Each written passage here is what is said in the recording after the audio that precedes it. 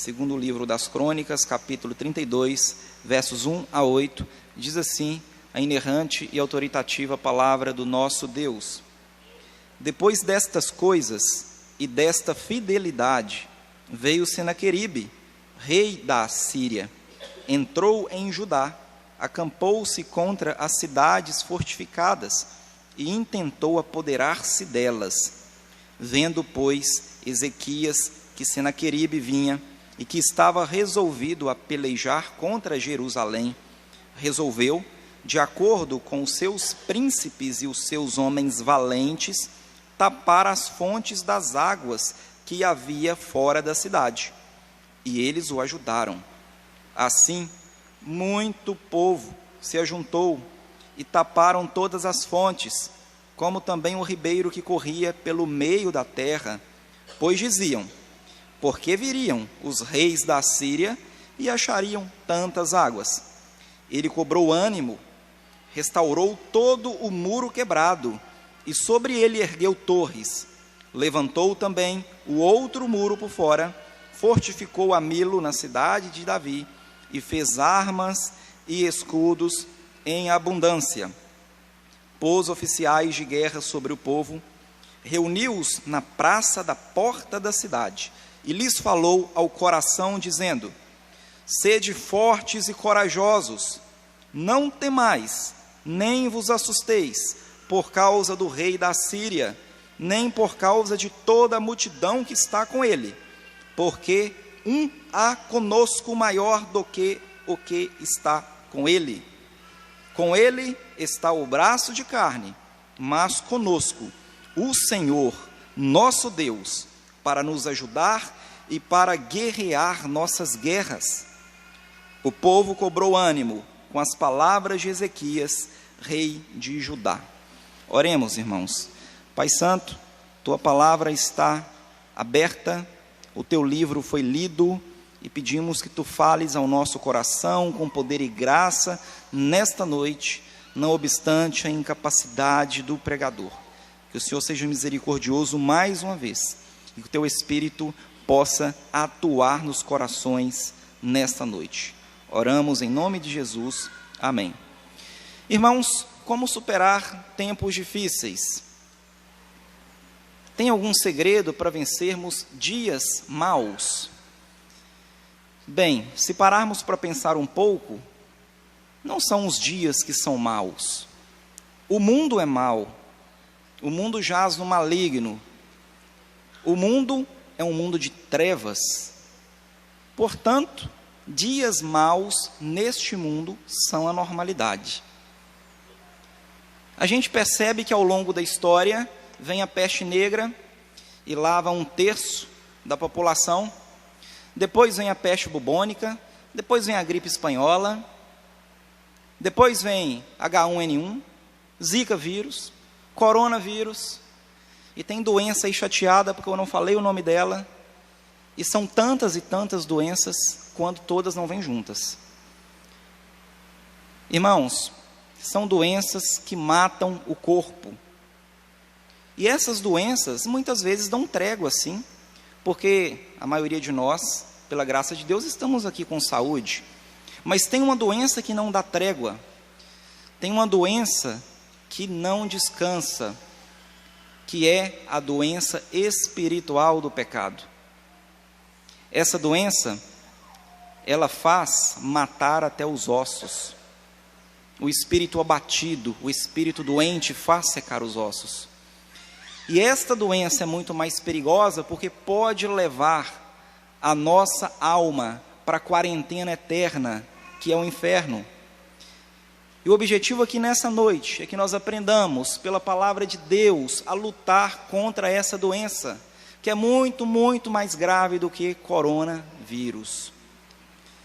Irmãos, nós não podemos baixar a guarda na luta contra o pecado. Nós não podemos abaixar a guarda para vencermos dias maus. Nós precisamos de 4 coisas para vencermos esses dias maus: fidelidade, vigilância, comunhão e ânimo. Vejamos, irmãos, que o texto lido diz no primeiro versículo: depois destas coisas. Ora, depois de quais coisas? Dá uma marcha ré aí na sua Bíblia, por favor. Deixa o dedão marcado aí no capítulo 32 e volte lá para o capítulo 29. Ezequias assume o reinado de Judá. E esse rei, diferente dos outros, a primeira coisa que ele faz, primeiro item do plano de governo deste rei, abrir o templo. Ele manda abrir o templo, ele repara as portas do templo, ele limpa, ele coloca tudo para funcionar. Ele chama os levitas, vocês podem ver aí a partir do versículo 12 e do versículo 29, e os levitas purificam o templo. Depois, ele vai e restabelece o culto a Deus. E não para por aí. Ele celebra a Páscoa com aquele povo. E quando a gente vê no versículo 26, o capítulo 30, tem uma declaração muito forte que não foi feita a nenhum outro rei de Judá, que diz assim: houve grande alegria em Jerusalém, porque desde os dias de Salomão, filho de Davi, rei de Israel, não houve coisa semelhante em Jerusalém. Irmãos, o rei Ezequias, ele é apresentado como um novo Davi, como um novo Salomão, um rei fiel. E esse rei, depois que faz todas essas coisas, no versículo 1, depois desta fidelidade, o que acontece?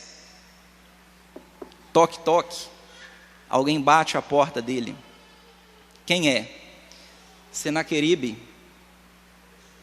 Senaqueribe era neto daquele rei que comandou a Assíria quando levou 20 anos atrás a nação de Israel, o reino do norte, para o cativeiro em 722 a.C. O neto desse sujeito chega agora batendo na porta de Jerusalém, de Judá, querendo fazer o mesmo. E se tratava simplesmente do maior império daquela época. Um império que começou onde hoje é o Iraque, o Irã, e foi dominando toda a região ao redor do mar Mediterrâneo, e chegou a vez de levar Israel embora, com um exército mais bem treinado daquela época, 185 mil homens bem preparados. A Síria estava à porta de Ezequias, daquele rei fiel, enfrentando dias maus, depois de um período de fidelidade. Veja o presente que ele recebeu. E aí, meus irmãos, nós começamos a perceber que o que Ezequias fez, nós precisamos também aprender e fazer isso nos nossos dias. Qual foi a primeira coisa que Ezequias fez? Buscou conselho, reuniu os notáveis da cidade, foi atrás do profeta Isaías. E aí a gente pode ver no versículo 3, resolveu de acordo com os seus príncipes, ou seja, ele consultou os príncipes, ele consultou os homens valentes, tapar as fontes de água. E a gente nota que ele foi bem sucedido, porque se você for lá para o versículo 30 do mesmo capítulo, está dito assim, vejam comigo, confiram aí na sua palavra, na sua Bíblia. Também o mesmo Ezequias tapou o manancial superior das águas de Giom e as canalizou para o ocidente da cidade de Davi. Ezequias prosperou em toda a sua obra. Eu já vi escrito em algum lugar que na multidão dos conselhos, os planos têm bom êxito. Na multidão dos conselhos está a sabedoria. Então Ezequias fez isso, ele pediu conselho. E aí ele usa de uma estratégia inteligentíssima. Ele faz uma obra de engenharia formidável para aquele período. Ele leva todo o povo para dentro de Jerusalém. Ele repara as brechas do muro de Jerusalém. Constrói por fora deste muro um outro muro.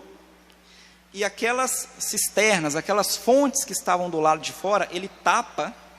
Ele constrói um aqueduto subterrâneo para levar as águas dessas fontes para dentro de Jerusalém, para um açude que é conhecido, que é falado no Novo Testamento, que se chama Tanque de Siloé. O rei Ezequias constrói o Tanque de Siloé nessa ocasião.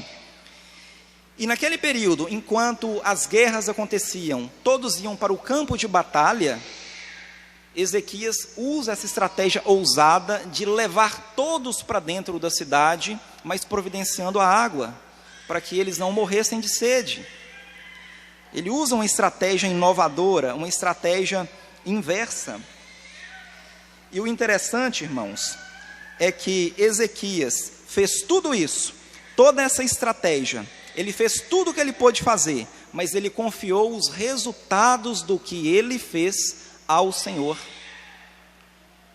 Ele fez o que podia ser feito, o que deveria ser feito, mas falou: o resultado é do Senhor. O cavalo prepara-se para o dia da batalha, mas a vitória vem do Senhor. Ezequias confiava nisso. Então, irmãos, nós chegamos nesse ponto, tendo narrado este texto, e nós nos perguntamos: qual o objetivo da escritura do livro de Crônicas? Porque parece que tudo que está escrito em Crônicas já está escrito lá atrás, em 1ª e 2ª Reis. Por que escreveu de novo esse livro? Qual foi o objetivo? Esse livro, irmãos, ele foi escrito, o seu público-alvo original eram aqueles que estavam retornando da Babilônia para a Terra Prometida, no período do ministério de Esdras. E o cronista escreve destinado àquele público, porque ele tinha alguns objetivos em mente. Primeiro, ele queria mostrar para aquela geração que ao longo da história de Israel, o sucesso ou o fracasso que eles tiveram estava diretamente relacionado à fidelidade ao Senhor. Então, o cronista, que muitos defendem que foi próprio Esdras que escreveu o livro das Crônicas, estava querendo mostrar isso para aquele povo. Estava querendo ensinar para aquele povo, com a história do passado, os erros dos pais que eles não poderiam repetir. Se os irmãos verificarem comigo no capítulo 30, por favor, deem uma olhada. Capítulo 30, versos 7 e 8. Veja o que está escrito: não sejais como vossos pais e como vossos irmãos, que prevaricaram, que falharam contra o Senhor, Deus de seus pais, pelo que os entregou à desolação, como estáis vendo. Não endureçais agora a vossa cerviz, como vossos pais. Confiai-vos ao Senhor, e vinde ao seu santuário, que ele santificou para sempre, e servi ao Senhor, vosso Deus, para que o ardor da sua ira se desvie de vós. Verso 9 ainda: porque se vós vos converterdes ao Senhor, vossos irmãos e vossos filhos acharão misericórdia perante os que o levaram cativos, e tornarão a esta terra, porque o Senhor, vosso Deus, é misericordioso e compassivo, e não desviará de vós o rosto, se vos converterdes a Ele. Irmãos, o cronista queria mostrar para aquele povo a necessidade de ser fiel, a necessidade de ter vigilância em relação aos pecados, em relação aos dias maus, a necessidade de ter comunhão e a necessidade de estar animado, estar disposto no Senhor, nesse trecho que estamos estudando nessa noite, que estamos apresentando aos irmãos. E essas mesmas verdades para aquele povo há muito tempo atrás, vale para a igreja hoje, porque os dias continuam sendo maus, Senaqueribe continua batendo nas nossas portas diariamente, e nós precisamos destas 4 coisas para enfrentarmos dias maus. Vamos fazer então as aplicações deste texto para a nossa vida hoje. A primeira aplicação que nós precisamos entender é que está escrito aqui no versículo 1: depois destas coisas e desta fidelidade. Desta fidelidade. Irmãos, precisamos ser fiéis.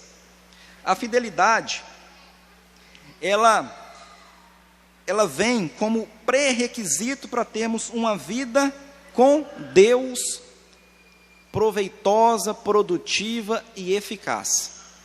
É dito que o justo viverá por fé. Lá em Abacuque, quando essa palavra é escrita, no original significa fidelidade. é aquilo que eu faço em resposta ao grande amor de Deus por mim. E nesse momento de dificuldade que nós estamos vivendo, neste momento de coronavírus, que ataca o corpo, como você tem cuidado da sua alma? Qual tem sido o seu nível de fidelidade? Você tem sido fiel ao Senhor? Ou você tem desprezado a sua palavra e as suas verdades?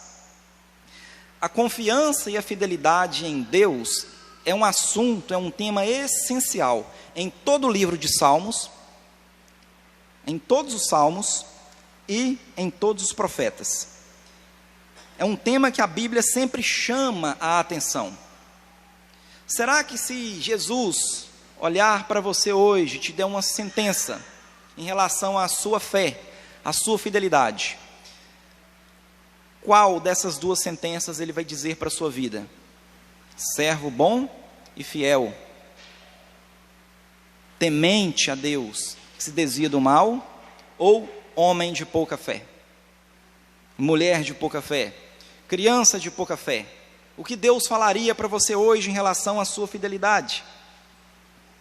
O homem que confia em Deus é alguém que fixa nele toda a sua segurança. É aquele que se esconde no Senhor, é aquele que foge em busca de refúgio em Deus. E a fé, meus irmãos, ela pressupõe um relacionamento pessoal, de dependência, de confiança, de sair de si para descansar em outro, sair de si para descansar em Deus.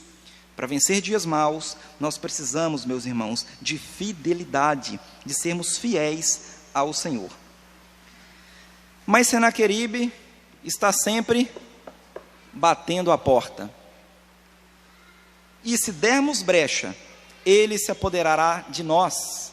O inimigo está sempre à espreita, e é um inimigo poderoso, é um inimigo forte, é um inimigo preparado para nos atacar, é um inimigo que está todo tempo procurando devorar alguém como um leão feroz, que veio para roubar, para matar e para destruir.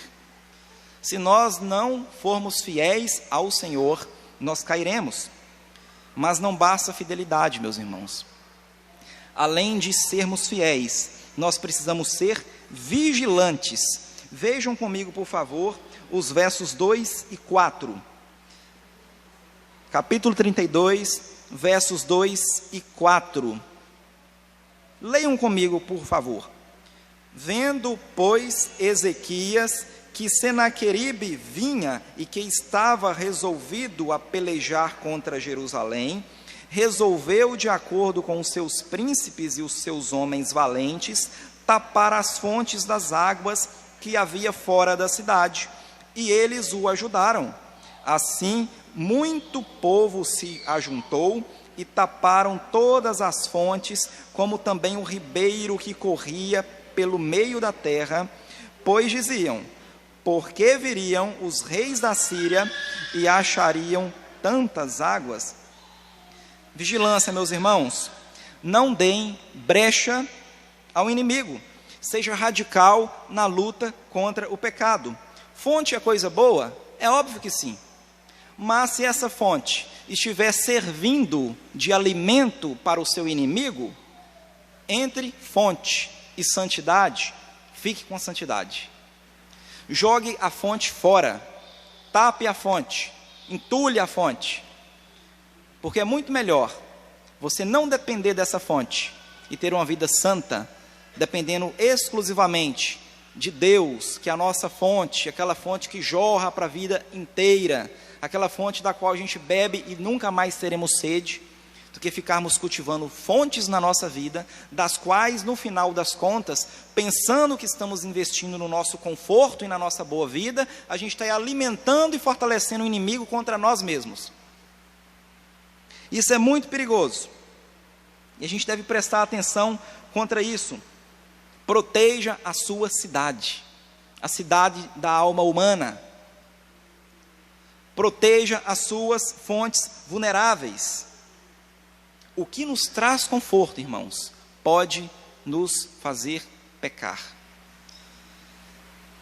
E preparando, irmãos, esse sermão, É um desafio muito grande para todo aquele que pregar para si mesmo, porque a gente precisa ter uma vida coerente. Eu não posso trazer uma palavra aqui, a qual eu não tenha compromisso de praticá-la em minha vida. E ao preparar este sermão, eu tive uma luta comigo mesmo, para tapar várias fontes que estavam alimentando inimigos meus. Eu tive sim, que identificar essas fontes, e eliminá-las da minha vida. Como pode um pai de 5 filhos deixar brechas para que energias, tempo, muito úteis, se esvaiam com futilidades deste mundo, enquanto o que é importante para casa, para o lar, para a esposa, para os filhos, fica prejudicado? O tempo para o Senhor, de leitura, de oração. Então a primeira coisa que eu tive que fazer, pegar o meu celular, identificar ali várias fontes que o inimigo estava bebendo nelas, não que elas sejam ruins em si, mas estavam dando margem de fortalecimento para o inimigo, e eu tive que tapar essas fontes. Desinstalei vários aplicativos no meu celular, roubavam o meu tempo, me deixavam vulneráveis, e quem sofria com isso? A minha família e eu. Olhe na sua vida, meu irmão. Quais são as fontes que você precisa tapar? É a televisão? É o celular? O que é? É a busca desenfreada pelos prazeres transitórios deste mundo, através do trabalho desequilibrado, através de sonhos mirabolantes, procurando coisas maravilhosas demais para você, indo de encontro a que o salmista nos recomenda, não buscarmos coisas maravilhosas demais para nós. Tape as suas fontes, seja vigilante. E aqui eu quero trazer o exemplo de Agostinho de Hipona. Agostinho de Hipona, na sua juventude, antes de se converter, ele tinha muitas fontes, ele tinha uma vida devassa,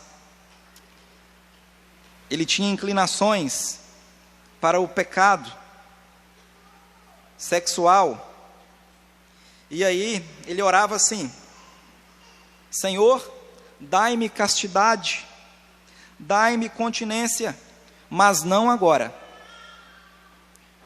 Será quantos de nós oramos assim? Senhor, me ajude a não cometer mais esse pecado, mas só a partir do mês que vem. Deixa pelo menos eu terminar esse mês. Mês que vem eu resolvo. Senhor, me ajude a não assistir mais novela, mas deixa eu terminar essa novela que está passando. A próxima eu não assisto mais. Senhor, não me deixe bater no meu irmão, mas me deixa dar só mais uns 3 murros, depois eu paro de bater. Agostinho orava, irmãos: dai-me a castidade e a continência, mas não madeis já. É o vício da nossa alma.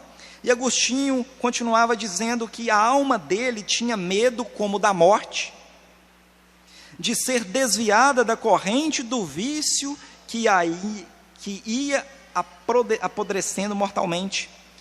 A alma dele tinha medo como da morte, de ser desconectada daquilo que a estava levando para a morte. E assim a nossa alma tem medo de tomar decisões radicais contra o pecado. A gente pensa que a gente vai morrer, mas é aquilo que está nos matando. A gente precisa entender isso, que quando Cristo diz que se os nossos olhos nos fazem pecar, se o teu olho direito te faz pecar, é melhor arrancá-lo e jogar fora, do que com os 2 olhos ir para o inferno. É melhor ir para o céu com um só. Ele não estava dizendo isso literalmente, que a gente precisa arrancar os nossos olhos, mas que a gente precisa arrancar aquilo que nos está fazendo pecar, sermos vigilantes e taparmos todas as fontes nas quais o inimigo possa beber na nossa vida.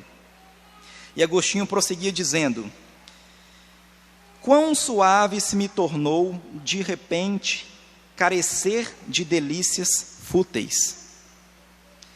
Receava perdê-las, e agora já sentia prazer em abandoná-las. Esse é o processo, meus irmãos. No início vai ser difícil.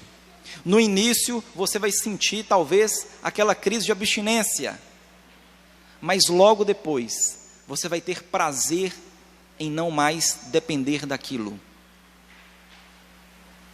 A gente precisa fazer isso, abandonar o que nos leva à vulnerabilidade diante do inimigo. E aí Agostinho, ele prossegue dizendo: já o meu coração estava livre de torturantes cuidados, de ambição, de ganhos, de se revolver e esfregar na sarna das paixões. Entretinha-me em conversa convosco minha claridade, minha riqueza, minha salvação, Senhor meu Deus. Ele conseguiu fazer isso, substituir essa necessidade de se esfregar nas ambições, nas paixões pecaminosas, por conversas maravilhosas com o Senhor. Nós precisamos, irmãos, desprezar a esperança deste século e seguir só a Deus e confiar somente nele. Agostinho foi um homem que conseguiu tapar os seus poços, e você pode também tapar os seus. Você pode fazer isso hoje. E aqui tem uma palavra de orientação e de encorajamento. Deus continua a abençoar o seu povo arrependido. Vamos ver ainda o versículo 5. Leiamos mais uma vez juntos. Verso 5. Ele cobrou ânimo, restaurou todo o muro quebrado, e sobre ele ergueu torres, levantou também o outro muro por fora, fortificou a Milo na cidade de Davi, e fez armas e escudos em abundância. Notem que não basta tapar os poços, é necessário também que construamos muros que nos cerquem do inimigo, é necessário que construamos torre de vigilância, para que consigamos observar com antecedência a chegada dele. Isso significa orarmos a Deus pedindo: Senhor, dai-me domínio próprio, fruto do Espírito, porque o domínio próprio são esses muros que nos cercam contra o pecado. O domínio próprio é aquilo que vai falar assim com você: meu filho, até aqui está bom, para de comer, daqui para frente já é glutonaria. Meu filho, está na hora de ir embora para casa, daqui para lá é só bagunça nessa festa, chegou a hora de ir embora. Meu filho, até aqui você pode vir, agora volta, esse lugar não é apropriado para você. Isso é domínio próprio. São muros, como em volta de Jerusalém estão os montes, assim o Senhor em volta do seu povo para o proteger. O Senhor, Ele nos ajuda a ter domínio próprio, a resistir o inimigo, a sermos vigilantes. Agora, irmãos, há um perigo muito grande aqui, uma advertência que precisa ser feita.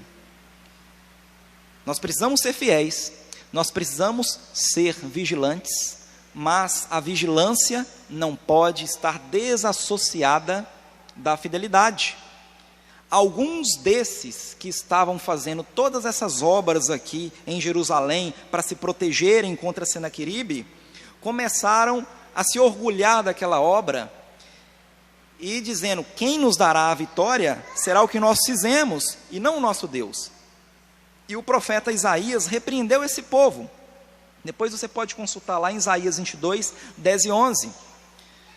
Porque nós precisamos trabalhar sim, mas reconhecer que todo o nosso trabalho dependemos do Senhor.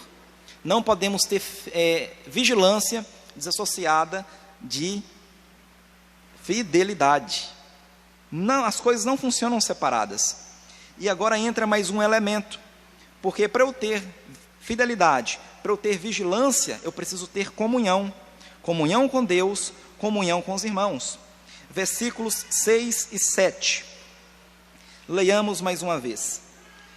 Pôs oficiais de guerra sobre o povo, reuniu-os na praça da porta da cidade, e lhes falou ao coração, dizendo: sede fortes e corajosos, não temais, nem vos assusteis por causa do rei da Síria, nem por causa de toda a multidão que está com ele, porque um há conosco maior do que o que está com ele. O rei Ezequias, ele não fez nada sozinho.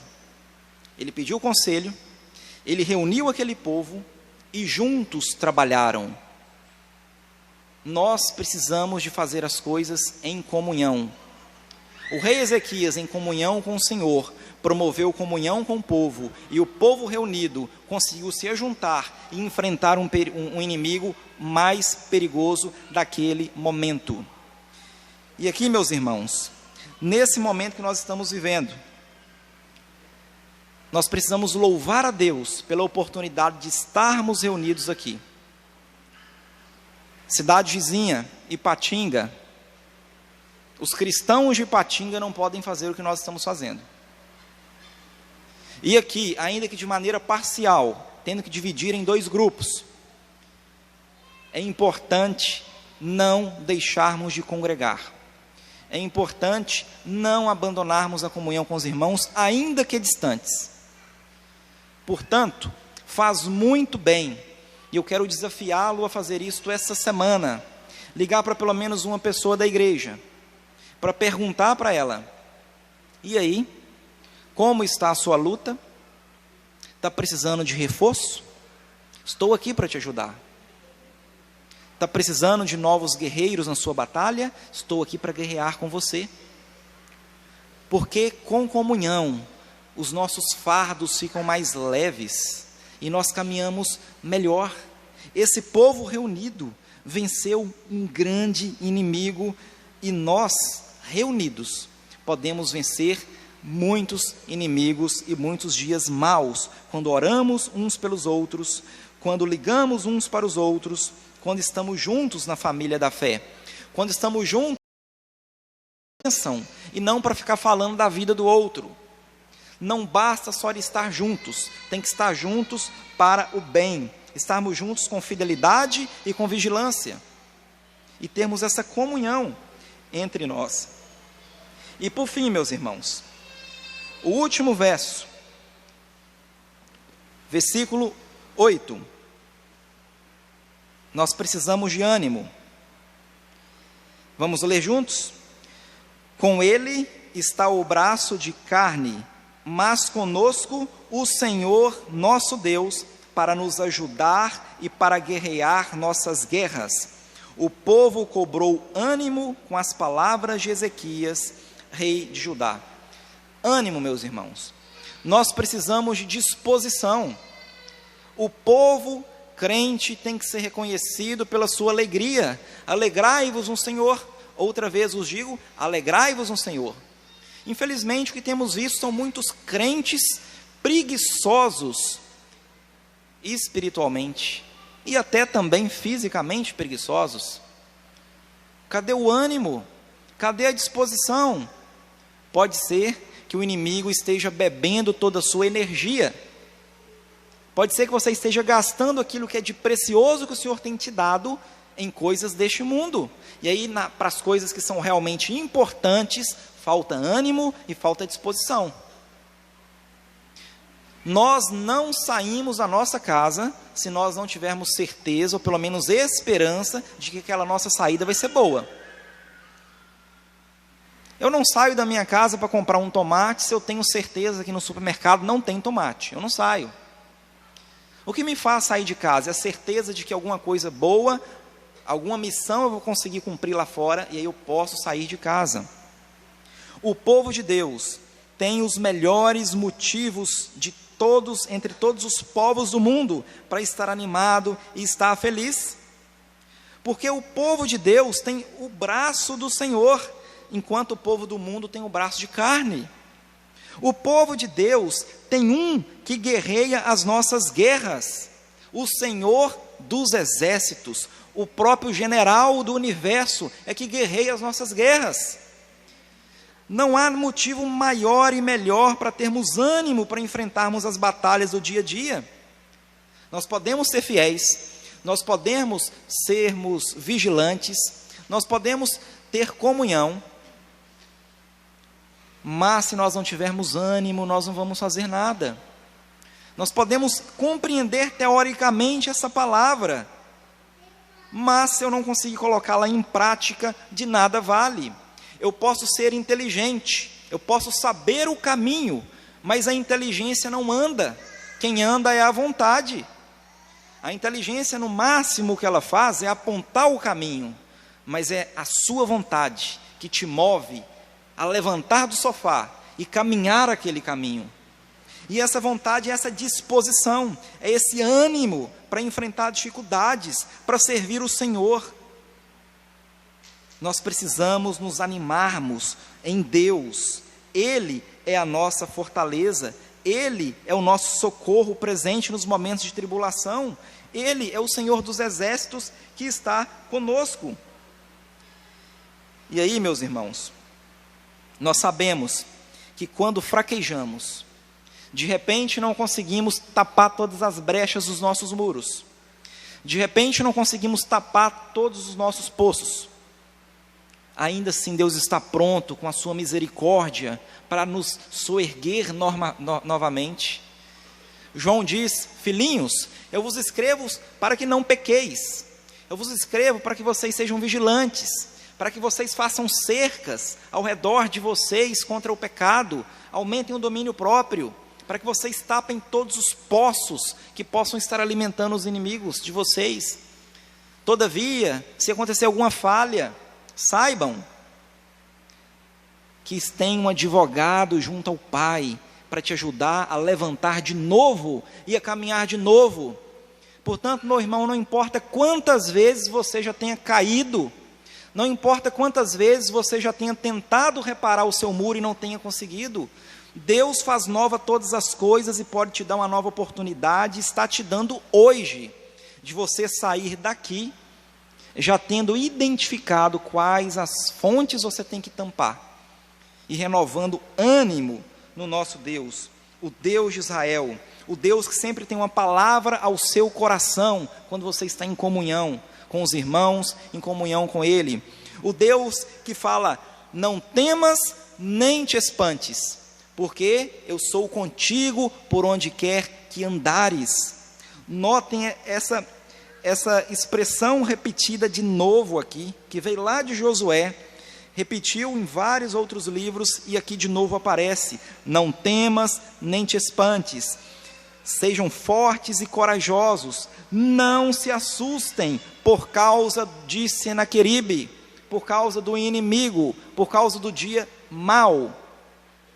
No mundo vocês enfrentarão aflições, mas tenham bom ânimo, porque eu venci o mundo. Portanto, meus irmãos, concluindo, eu quero dizer que hoje, nesta noite, nós vimos como vencer dias maus. E tudo isso que foi dito pode ser resumido em 4 palavras. Para superar dias maus, tenha fidelidade, vigilância, comunhão e ânimo no Senhor que nos ajuda a fechar as nossas brechas, no Senhor que guerreia as nossas guerras, naquele que está conosco, o grande Emanuel, até a consumação dos séculos. Maior é o que está em nós do que o que está no mundo. Com o mundo está o braço de carne, conosco está o Senhor dos exércitos. Se Deus é por nós, irmãos, quem será contra nós? E agindo Deus, quem impedirá?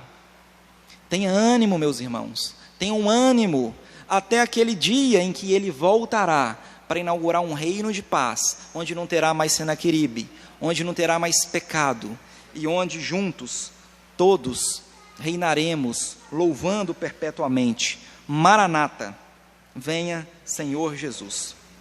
Vamos orar. Deus Santo, a Tua palavra foi exposta aqui nesta noite, e pedimos que o Senhor nos ajude a tapar as nossas brechas, por onde o inimigo tem prejudicado a nossa vida. Nos ajude, Senhor, a identificar os poços que precisamos tapar, onde o inimigo tem bebido e se fortalecido em cima de bênçãos que o Senhor nos tem dado. Tenha misericórdia de nós, Senhor. Nos ajude a termos fidelidade, a sermos vigilantes, a termos comunhão, e renove o nosso ânimo. Livre-nos da depressão, da angústia profunda. Livre-nos do estresse do dia a dia. Livre-nos de buscar energias, reforços em coisas que não estão em Ti. Que o Senhor seja a nossa luz, a nossa fortaleza, a nossa alegria, Pai. Renove isto no Teu povo e ajude o Teu povo a caminhar bem, sem deixar brechas para o inimigo atacar. Esta é a oração que fazemos nesta noite. Em nome de Cristo Jesus. Amém.